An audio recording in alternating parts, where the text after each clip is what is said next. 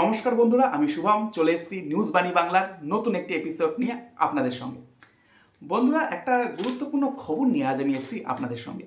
সেই খবরটা কিন্তু বেশ চমকপ্রদ, কারণ শুনলে অনেকেই অবাক হয়ে যাবেন। রাজ্যের যে মুখ্য নির্বাচনী আধিকারিক রয়েছেন মনোজ আগরওয়ালজি, তার দফতর যে গোটা দেশের যে মুখ্য নির্বাচনী অফিসার রয়েছেন বা মুখ্য নির্বাচন কমিশনার যিনি রয়েছেন, তাদের কাছে দাবি করেছেন বাংলাতে এক দফাতেই নাকি নির্বাচন হোক, এমনটাই বিভিন্ন রিপোর্ট দাবি করেছে। এইবার এইটা সামনে আসার পরে অনেক প্রশ্ন উঠছে, বাংলায় কি এক দফা নির্বাচন আদৌ সম্ভব? যদি আমি 5 বছর আগে চলে যাই, 2021 সালে কিন্তু বিধানসভা নির্বাচন হয়েছিল 8 দফাতে।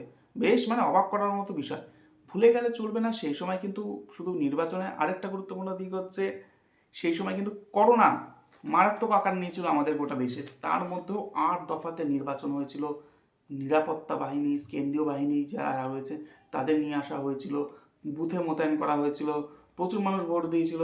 তবে কিছু বিক্ষিপ্ত হিংসা বা বিরোধী দলগুলো যে অভিযোগ করেছিল কিছু জায়গায় ভোটদানে গোলমাল হয়েছে, এগুলো তো রয়েছেই।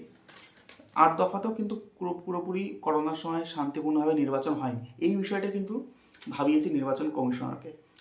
তাই জন্য এবার সম্ভবত এক দফাতেই করতে চায়, এটা ওরা দাবি করতে পারে দিল্লির নির্বাচন কমিশনারকে। তারপর সেখান থেকে আলাদা কোনো সিদ্ধান্ত আসতে পারে। তবে এবার ভবিষ্যতে নির্বাচন কমিশন কী সিদ্ধান্ত নেয় সেই দিকে তো আমাদের নজর থাকবে। কিন্তু এই বিষয়টা হলে কোন দলের কাছে কেমন চাপ হতে পারে? আমি কোথায় চলে গেলাম, তৃণমূলের কাছে। দেখুন, তৃণমূলের যা শক্তি, সাংগঠনিক ক্ষমতা, তাদের কাছে 1 দফা হোক বা 8 দফা হোক বা 10 দফা হোক বা 5 দফা হোক, তাদের কাছে বিষয়টা কোনো ম্যাটারই করে না আমার যা ব্যক্তিগতভাবে মনে হয়। কারণ তাদেরকে সাংগঠনিক শক্তি এতটাই বেশি, আর তাদের হয়তো ব্যাক এন্ডে হয়তো তারা প্রার্থী তালিকা ঠিকও করে ফেলেছে, ফলে তাদের কাছে এটা কিন্তু ম্যাটার করে না। কিন্তু একটা বিষয় কিন্তু তাদের সমস্যা হবে, একটা উদাহরণ দিয়ে বোঝাচ্ছি। উদাহরণটা হচ্ছে,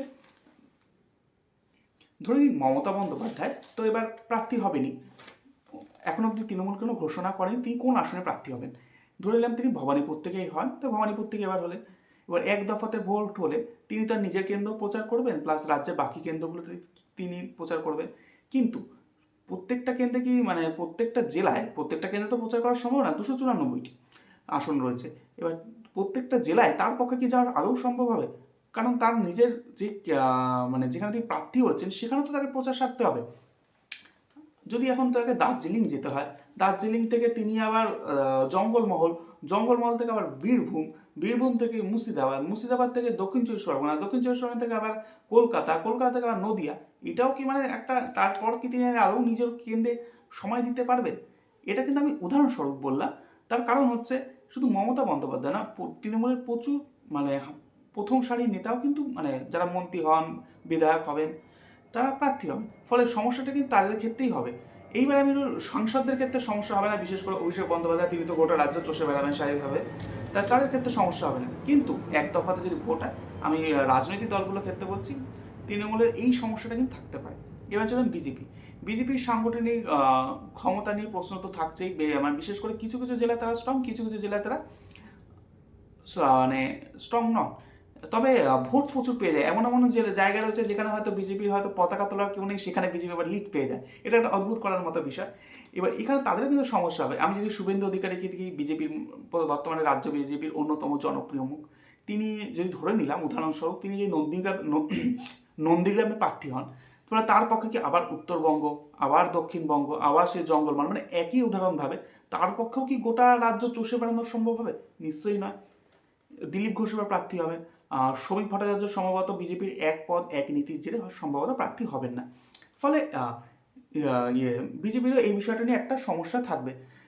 বাংলার প্রত্যেকটি রাজনৈতিক দলে এই বিষয়ে একটু সমস্যা থাকবে। এইবার আমি চলে গেলাম আর যে দলগুলি আছে, কংগ্রেস তো এবার দাবি করে দিয়েছে তারা বামেদের সঙ্গে জোট করবেই না। তবে কংগ্রেসের এক্ষেত্রে আমার ব্যক্তিগত মনে হয় খুব একটা সমস্যা হওয়ার কথা না, কারণ কংগ্রেস এবার যেমন খবর পাচ্ছি, তারা যেই যেই জায়গাগুলোতে শক্তিশালী, তারা কেবল সেই জায়গাগুলোতে নজর দিতে চাইছে। ফলে 294টি আসনে তারা নজর তেমনটা নয়, তারা দাবি করছে এটা। তবে মালদা, মুর্শিদাবাদ আর 2 দিনাজপুর, জঙ্গলমহলে বিশেষ করে পুরুলিয়া, বাঁকুড়া দিয়ে কিছুটা শক্তিশালী রয়েছে।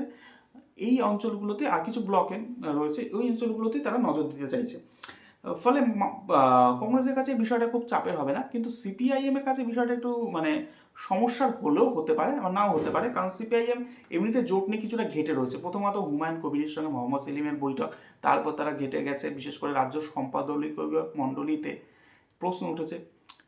দ্বিতীয় সমস্যা কি? কংগ্রেস বলে দিয়েছে জোট করবে না।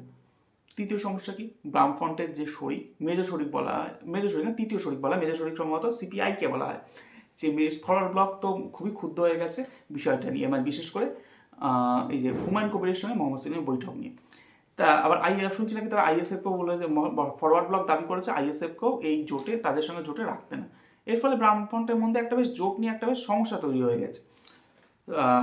এবার এর মধ্যে কি তারা এক দফা নির্বাচনেও তারা মানে পারবে? কারণ তাদেরও যে স্টার যে মানে জনপ্রিয় মুখগুলি রয়েছে, তারা তো আবার তারাও নিশ্চয়ই প্রার্থী হবেন।